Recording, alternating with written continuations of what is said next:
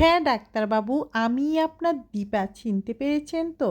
সূর্যের জন্মদিনে ঘোমটা সরিয়ে সূর্যের মুখোমুখি হয়ে নিজের পরিচয় জানিয়ে দিল দীপা। বিস্তারিত জানতে দেখতে থাকুন।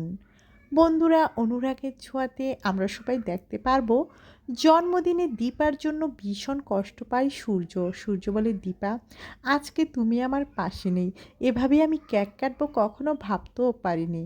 এদিকে রুডি মনে মনে ভাবতে লাগে, আজকেই সেই সুযোগ, আজকে যেভাবে হোক দীপার আসল রূপটা সকলের সামনে আনতে হবে। আজকে এই সুযোগটা আমাকে যে কাজে লাগাতে হবে। এ কথায় দাঁড়িয়ে দাঁড়িয়ে ভাবতে লাগে রুডি। অন্যদিকে দীপা মনে মনে ভীষণ কষ্ট পাচ্ছে সূর্যের জন্য।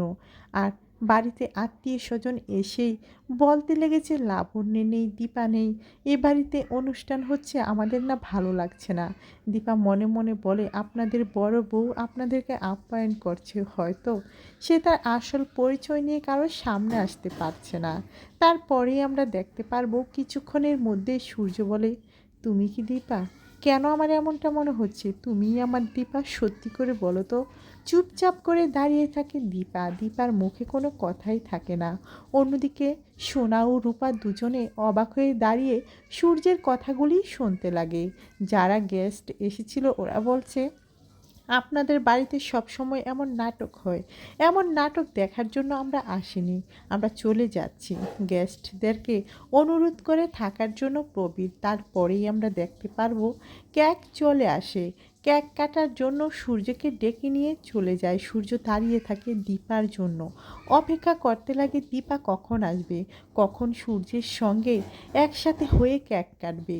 তখনই দেখা যায় সূর্যের হাতে থেকে কিছু একটা পড়ে যায়।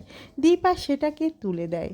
দেয়ার সঙ্গে সঙ্গে সূর্য ও দীপা একই সঙ্গে কেক কাটতে লাগে। দীপা মনে মনে বলতে লাগে, ডাক্তারবাবু আপনার দীপা আপনার পাশেই আছে, একসঙ্গে কেক কেটেছে, আপনি কোনো চিন্তা করবেন না। অন্যদিকে দেখা যায় রুডি মনে মনে ভাবতে লাগে, এই সুযোগ, সবাই তো ব্যস্ত, দীপাকে যেভাবেই হোক নাজেহাল করতে হবে, তার মুখটা সকলের সামনে আনতে হবে। এই কথা বলে ফ্লোটে কিছু স্প্রে দিয়ে দেয়, যাতে করে পিছলা খেয়ে দীপা পড়ে যায়। সঙ্গে সঙ্গে ঘোমটাটা সরে গেলে তো সবাই দীপাকে চিনতে পেরে যাবে। ঠিক সেই মুহূর্তে সোনা দেখে ফেলে। সোনা বলে, এই কি, আপনি নিচে বসে কি করছেন? ভয় পেয়ে যা মুহূর্তেই রুডি।